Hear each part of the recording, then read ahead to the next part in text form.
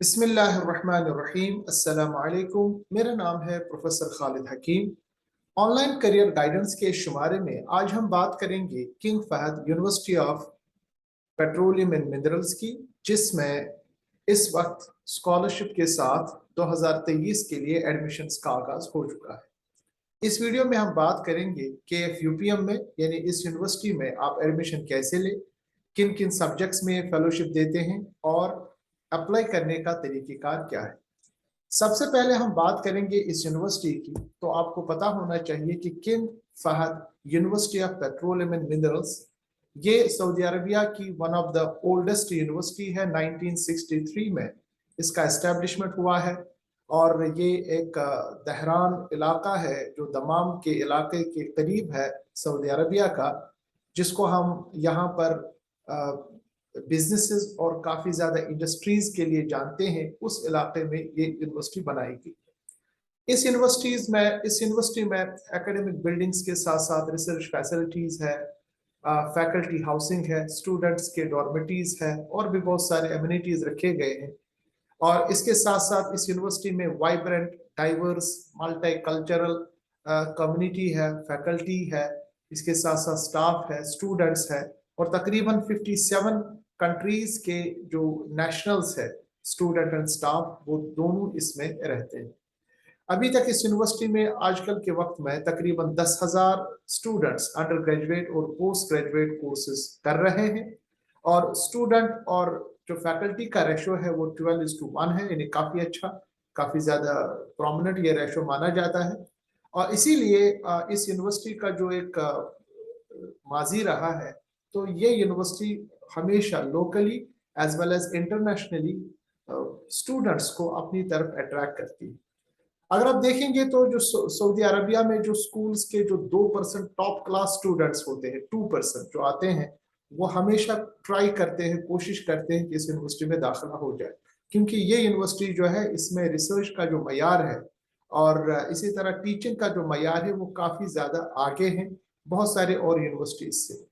इस तरह भी पता चलेगा कि इस यूनिवर्सिटी के जितने भी कोर्सेज है वो तमाम कोर्सेज एबिट यानी जो एक इंटरनेशनल बॉडी है, इसी तरह AACSB और साथ साथ में जो इनकी नेशनल बॉडी है जिसको NCAAA कहते हैं, तमाम कोर्सेज इन तमाम एक्रेडिटेड बॉडी से ये एक्रेडिटेड भी है, एफिलिएटेड भी है और हर टाइम में, हर साल में इनकी एक्रेडिटेशन वो रिन्यू करते हैं। और ये इन तमाम चीज़ों से पता चलता है कि इन यूनिवर्सिटीज़ में या इस यूनिवर्सिटी में किस तरह के कोर्सेज की जाती है और किस तरह इन पे ध्यान दिया जाता है। इस यूनिवर्सिटी में जो फील्ड ऑफर्ड किए जाते हैं, याद रखना चाहिए, इंटरनेशनल स्कॉलरशिप के लिए इन 29 सब्जेक्ट्स में स्कॉलरशिप देते हैं। और ये भी याद रखें कि इस यूनिवर्सिटी में जो इंटरनेशनल स्कॉलरशिप है वो सिर्फ मास्टर्स और PhD सब्जेक्ट्स पे दी जाती है और वो तमाम सब्जेक्ट्स अप्लाइड सब्जेक्ट्स होते हैं, यानी वो ऐसे सब्जेक्ट्स जिनका एप्लीकेशन होता है जो रिसर्च बेस्ड सब्जेक्ट है। जैसे मिसाल के तौर पर एरोस्पेस इंजीनियरिंग में मास्टर्स कराते हैं, ये अकाउंटेंसी में ये MA कराते हैं, इसी तरह अप्लाइड स्टैटिस्टिक्स में MSc कराते हैं, इसी तरह आर्किटेक्चुरल ये जो इंजीनियरिंग है इसमें MSc कराते हैं, इसी तरह बिजनेस एडमिनिस्ट्रेशन यानी MBA कराते हैं, केमिकल इंजीनियरिंग में post MSc as well as PhD कराते हैं, केमिस्ट्री में MSc और PhD कराते हैं और यहाँ की केमिस्ट्री काफ़ी ज़्यादा प्रोमिनेंट मानी जाती है क्योंकि उसका जो टच है वो ज़्यादातर इंडस्ट्रियल टच है। इसी के साथ साथ ये सिविल और रीजनल प्लानिंग कराते हैं, सिविल एनवायरमेंटल इंजीनियरिंग उसमें बोथ मास्टर्स PhD कराते हैं, कंप्यूटर इंजीनियरिंग में मास्टर्स PhD कराते हैं, इसी तरह कंप्यूटर साइंस में मास्टर्स PhD कराते हैं, कंस्ट्रक्शनल इंजीनियरिंग एंड मैनेजमेंट में मास्टर्स कराते हैं, इलेक्ट्रिकल इंजीनियरिंग में मास्टर्स PhD बोथ कराते हैं, एनवायरमेंटल साइंसेज में मास्टर्स कराते हैं, PhD भी कराते हैं, जियोलॉजी में बोथ मास्टर्स एंड PhD, जो फिजिक्स में masters, industrial systems and engineering में मास्टर्स PhD, इसी तरह इनके पास लाइफ साइंसेज में मास्टर्स है, यानी हमारी तरफ जो बॉटनी जूलॉजी है ये इनके साथ एक कंबाइंड सब्जेक्ट जिस तरह जामिया मिलिया में है उसी तरह इनका एक लाइफ साइंस है जिसमें मास्टर्स कराते हैं। साथ साथ में इनके पास मटेरियल साइंसेज इंजीनियरिंग है उसमें मास्टर्स कराते हैं, मैथमेटिकल साइंसेज में मास्टर्स PhD कराते हैं, इसी तरह मैकेनिकल इंजीनियरिंग में मास्टर्स PhD कराते हैं, मेडिकल फिजिक्स में ये कराते हैं मास्टर्स, इसके साथ साथ पेट्रोलियम इंजीनियरिंग में मास्टर्स PhD कराते हैं, फिजिक्स में मास्टर्स एंड पीएचडी बोथ कराते हैं। इसी तरह सॉफ्टवेयर इंजीनियरिंग में मास्टर्स कराते हैं, टेलीकम्युनिकेशन इंजीनियरिंग में मास्टर्स कराते हैं, फाइनली सिस्टम्स कंट्रोल इंजीनियरिंग में मास्टर्स पीएचडी कराते हैं। अब इन तमाम सब्जेक्ट्स की जो एलिजिबिलिटी है, जो बेसिक एलिजिबिलिटी है, उसमें यह है कि अगर आप पीएचडी में आना चाहते हैं तो आपके जो मास्टर्स है वो कम से कम 2 साल का होना चाहिए, और अगर आप मास्टर सब्जेक्ट में आना चाहते हैं तो आपकी जो बीएससी है वो 4 साल की होनी चाहिए। जिस तरह बहुत सारे कोर्सेज हमारे यहाँ पाकिस्तान, इंडिया, बांग्लादेश में 3-3 साल के लिए कराते हैं, तो यहाँ पर वो 3 साल वाले एलिजिबल नहीं है, सिर्फ 4 साल वाले, जैसे एग्रीकल्चर में या हमारे पास इंजीनियरिंग में या बहुत सारे और भी सब्जेक्ट्स हैं जो 4 साल वाले कोर्सेज होते हैं ग्रेजुएशन के, वही सिर्फ एलिजिबल है यहाँ पर मास्टर्स में एडमिशन लेने के लिए। याद रखना चाहिए कि इनका जो एडमिशन प्रोसीजर है वो थोड़ा टफ है, इसीलिए आपका जो सीजीपीए रिक्वायर्ड वो मांगते हैं, आउट ऑफ 4 आपका 3 होना चाहिए, इन्हें अच्छा खासा सीजीपीए, जिसको हम तकरीबन 85% से अबो, अगर आपके पास सीजीपीए है 75 या 80% के अबो आपके पास सीजीपीए है, तो आप इसमें अप्लाई कर सकते हैं। मैंडेटरी डॉक्यूमेंट्स, जब आप यहाँ आते हैं तो नेचुरली आपके पास पासपोर्ट होगा, पासपोर्ट के अलावा आपके पास कॉपी ऑफ आइडेंटिफिकेशन होगा, वही जिसको मैंने पासपोर्ट बताया आपका। इसी तरह आपके पास जितने भी सब्जेक्ट्स में जो आपको अप्लाई करना है, उससे बेसिक सब्जेक्ट्स में आपको कंप्लीट ऑफिशियल ट्रांसक्रिप्ट्स होना चाहिए, मार्कशीट के साथ साथ ऑफिशियल ट्रांसक्रिप्ट्स होने चाहिए। आपके पास 3 रिकमेंडेशन लेटर्स होने चाहिए, आपके प्रीवियस जो आपके सुपरवाइजर रहे हो या आपके जो प्रोफेसर हो या नॉन साइंटिस्ट हो, उनके 3 आपको रिकमेंडेशन लेटर्स चाहिए, पासपोर्ट साइज फोटोग्राफ, आपका सीवी, और अगर आप एमबीए में आना चाहते हैं तो आपके पास जीमैट स्कोर अच्छा खासा होना चाहिए। क्योंकि इस बार जो अभी उनका जो एडमिशन का सिलसिला चल रहा है, तो अभी इसका एडमिशन ओपन हो गया है 2023 के लिए, तो 4 सितंबर 22 जो उसका डेट, ये पुराना डेट लिखा गया है, मगर इसका जो अभी का डेट है वो बढ़ गया है, और अभी जो 25 अक्टूबर उसका जो डेट था जब से इसका इस वक्त का एडमिशन ओपन हो गया, और वो चलेगा तकरीबन दिसंबर तक। याद रखना चाहिए कि यूपीएम में जो एडमिशन का टाइम है वो 2 बार होता है साल में, तो उसके बारे में मैं आपको अभी बता रहा हूँ। अब बात करें हैं कि फाइनेंशियल बेनिफिट्स आपको इस स्कॉलरशिप में क्या मिलते हैं। तो फाइनेंशियल बेनिफिट्स में नंबर 1, आपका जो पूरा जो ट्यूशन फीस है वो उसमें वेवर आ जाता है, 100% वेवर देते हैं आपका ट्यूशन फीस में। आप अप्लाई करने के वक्त आपको कोई फीस अप्लाई नहीं होगा, यानी एडमिशन फीस कोई नहीं है। एडमिशन के बाद आपका पूरा ट्यूशन फीस वेवर है। आपको ये कॉम्पिटिटिव मंथली स्टाइपेंड भी देते हैं डिपेंडिंग अपॉन योर कोर्स, और लोकल खर्चे जो आपके हैं वो उस स्टाइपेंड में कवर हो जाते हैं। फ्री टेक्स्ट बुक देते हैं ये, इनके पास free furnish bachelor housing colony है। इसी तरह वो बच्चे जो मैरिड है, पीएचडी सपोज फॉर एग्जांपल, तो मैरिड स्टूडेंट्स के साथ भी इन्हें जो शादीशुदा तलबा आते हैं उनके साथ, उनके लिए भी उनके खास अरेंजमेंट्स है, यानी उनको वो ऐसे ही अरेंजमेंट्स में डाल देते हैं या उनकी हाउसिंग दे देते हैं ताकि वो अपनी फैमिली के साथ रहें। इसी तरह ये सब्सिडाइज मील देते हैं, आपका जो कैफेटेरिया है, डोरमेट्री है, आपका जो रेस्टोरेंट है, उसमें सब्सिडाइज बहुत कम खर्चे में आपको ये आपका जो मील्स वो प्रोवाइड करते हैं। इसी तरह अगर मान लीजिए आपका कोई स्पेशल प्रोजेक्ट हो या कोई टीचर के पास, सुपरवाइजर के पास एक्स्ट्रा कोई प्रोजेक्ट हो, तो वो उस प्रोजेक्ट में आपको भी हायर कर सकता है, तो आपका एक्स्ट्रा इनकम भी उस रिसर्च प्रोजेक्ट्स में आपको मिल जाता है। यानी ये नहीं कि आपको स्टाइपेंड मिल रहा है तो आप एक्स्ट्रा प्रोजेक्ट नहीं मिलेगा, नहीं, आपको एक्स्ट्रा प्रोजेक्ट के पैसे भी मिलेंगे। इसी तरह याद रखना चाहिए कि KFUPM ये जो सऊदी अरबिया का एक ऐसा इंस्टीट्यूट है जिसमें रिसर्च काफी ज्यादा होती है और ग्रांट्स की कोई कमी नहीं होती है। तो आप याद रखिएगा कि आपको एक मौका प्रोवाइड होगा कि आपका जो आपकी जो डिग्री होगी इसके साथ साथ आपको इंटरनेशनल एक्सपोजर मिलेगा और आप बहुत सारे प्रोजेक्ट्स में हिस्सा ले सकते हैं, आपकी पब्लिकेशन रिकॉर्ड बढ़ सकता है, साथ साथ में आपको पैसे भी मिलेंगे। इसी तरह आप डेवलपमेंटल प्रोग्राम से कराते हैं, टीचिंग स्किल्स में, रिसर्च में, ताकि आपका जो एजुकेशन के साथ साथ आपके ये स्किल्स भी डेवलप हो जाए। इसी तरह ये आपको दमाम से, क्योंकि इनका जो इसकी जो सिटी है वो दमाम है, दमाम से आपके घर तक और वापस आने तक हर साल ये आपको इकोनॉमी क्लास टिकट भी देते हैं। इसी तरह अगर कोई और बेनिफिट होगा जो यूनिवर्सिटी पॉलिसी के तहत, वो आपको इस फाइनेंशियल बेनिफिट्स में आ जाता है। अब हम बात करेंगे किंग, ये जो हमारे पास KFUPM है, यहाँ पर मैंने KUST लिखा है, असल में KFUPM है। KFUPM में एडमिशन लेने के लिए आपको क्या करना तरीका है, कौन सा वेबसाइट इसके लिए है, तो ये वेबसाइट आप यहाँ पर आप जा सकते हैं। इस वेबसाइट पे जब आप क्लिक करेंगे, इस वेबसाइट को मैं शेयर भी करूंगा अपने डिस्क्रिप्शन बॉक्स में, तो इसको आप वहां चेक कर सकते हैं। जो ही आप इसको क्लिक करेंगे तो आपके सामने ये डायरेक्टली ये जो वेबसाइट आपको ले जाएगी इस मेन पोर्टल पर, जहां पर प्रोस्पेक्टिव स्टूडेंट्स का एक पेज आपके सामने ओपन हो जाएगा, जिसमें आप पूरे डिटेल्स देख सकते हैं आपके फेलोशिप के। सबसे पहले जैसे मैंने आपके सामने अर्ज किया कि मास्टर्स और PhD में ये सिर्फ स्कॉलरशिप देते हैं। इसके नीचे आप देखिए, इस KFUPM का एक थोड़ा इम्तियाज ये भी है कि इनकी जो कोलैबोरेशन है वो दुनिया के टॉप मोस्ट इंस्टीट्यूट्स के साथ है। जैसे फॉर एग्जांपल MIT के साथ इनकी कोलैबोरेशन है, स्टैनफोर्ड के साथ, कैलिफोर्निया इंस्टीट्यूट ऑफ टेक्नोलॉजी के साथ, इसी तरह कैम्ब्रिज यूनिवर्सिटी के साथ, काउस्ट के साथ, नेशनल यूनिवर्सिटी ऑफ सिंगापुर के साथ, और जो सऊदी अरामको है दुनिया की सबसे बड़ी ऑयल कंपनी, उनके साथ इनके डायरेक्ट कोलैबोरेशंस के साथ प्रोजेक्ट्स होते हैं। तो आपको अच्छा खासा आपको प्रोवाइड मिलेगा। इसके साथ साथ अगर आप देखेंगे सामने तो इनके पास सेंटर्स भी है।